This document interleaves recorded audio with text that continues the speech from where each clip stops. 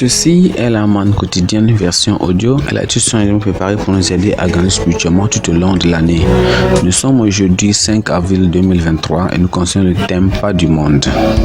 Pas du monde. Prions, Père, nous te remercions et te glorifions aujourd'hui pour cette opportunité que tu nous as donnée. Seigneur, aide-nous à, Seigneur, écouter ta parole, surtout à la mettre en pratique, n'importe quel que soit le problème ou le défi. Merci, Seigneur, car tu nous as exaucés. Au nom de Jésus, nous avons prié. Amen. Pas de ce monde, c'est le thème d'aujourd'hui. Nous concernons notre texte de lecture dans le livre de Josué chapitre 16. Josué chapitre 16, nous allons à partir du verset 1 jusqu'au verset 10. Josué chapitre 16. Verset 1. La plupart, ou bien la part, échue par le sort au fils de Joseph s'attendait depuis le Jourdain, près de Jéricho, vers les eaux de Jéricho, à l'Orient. La limite suivit le désert qui s'élève de Jéricho à Bethel par la montagne. Elle continuait de Bethel à Luz et passait vers la frontière des Zakiens par Atot. Puis elle descendit à l'occident vers la frontière des Japhthéliens jusqu'à celle de Beth-Horon, la basse, et jusqu'à Gézer pour aboutir à la mer. C'est là que recrurent les héritages des fils de Joseph, Manassé et Ephraim. Voici les limites des fils d'Ephraim. Selon leur famille, la limite de leur héritage était à l'Orient, à Taroth, Adar jusqu'à Beth-Horon par la route. Elle continuait du côté de l'Occident vers Mikmétat au nord, tournait à l'Orient vers Tamat, Silo et passait dans la direction de l'Orient par Genak. De Genak, elle descendait à Ataroth et Narata, touchait à Jéricho et se prolongeait jusqu'au Jourdain.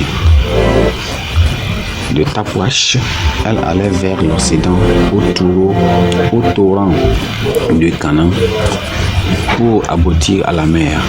Tel fut l'héritage de la tribu des fils d'Ephraim selon leur famille. Les fils d'Ephraim avaient aussi des villes séparées au milieu de l'héritage des fils de Manassé, toutes avec leurs villages. Ils ne cherchèrent point les Cananéens qui habitaient à Gézer, et les Cananéens ont habité au milieu d'Ephraïm jusqu'à ce jour, mais ils furent assujettis à un tribut. Amen. Le verset clé, c'est le verset 10. Ils ne chassèrent point les Cananéens qui habitèrent à Gézer, et les Cananéens ont habité au milieu d'Ephraïm jusqu'à ce jour, mais ils furent assujettis à un tribut. Tu veux dire que nous parlons de quoi? Pas du monde. Pas du monde. La vie chrétienne n'est pas un terrain de jeu, mais un champ de bataille. Ce n'est pas un lit de roses, mais une zone de guerre, de lutte intense contre le diable, la chair et le monde. Nous ne devons pas embrasser le genre de christianisme présenté par les églises de la nouvelle génération d'aujourd'hui, où le port de croix ou l'abnégation ne sont pas mises en avant. Seuls ceux qui vaincront vivront au ciel avec Dieu. Dans le livre de Juges, Israël a poursuivi sa bataille pour l'occupation de la terre promise. Le tribut de Joseph, c'est-à-dire Ephraïm et celui de Manassé, s'installa dans ses possessions après avoir combattu pour déloger les Cananéens, les premiers occupants du pays. Mais ils n'ont pas pu les chasser de Gézer.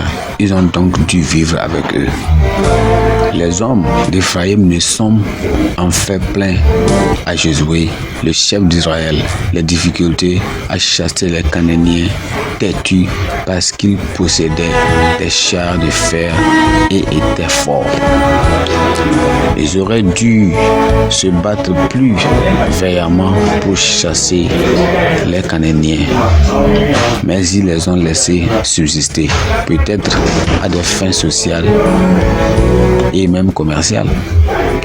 Ce compromis s'est retourné contre Éphraïm alors que les quelques Cananéens restaient dans le pays autant.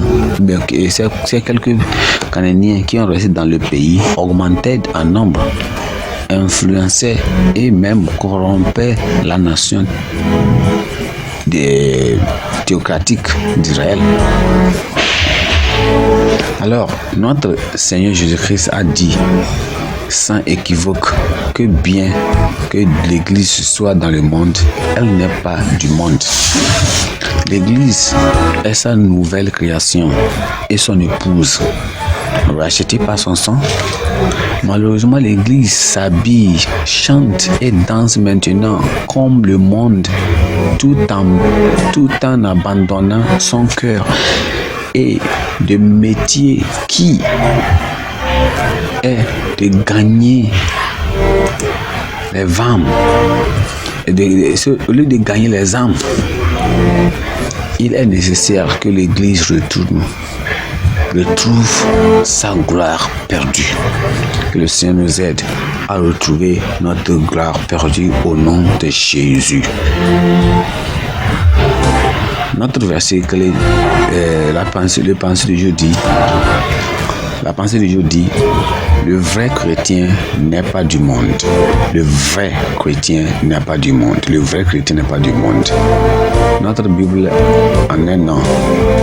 Psaume chapitre 36 jusqu'au chapitre 38. Psaume chapitre 36 jusqu'au chapitre 38.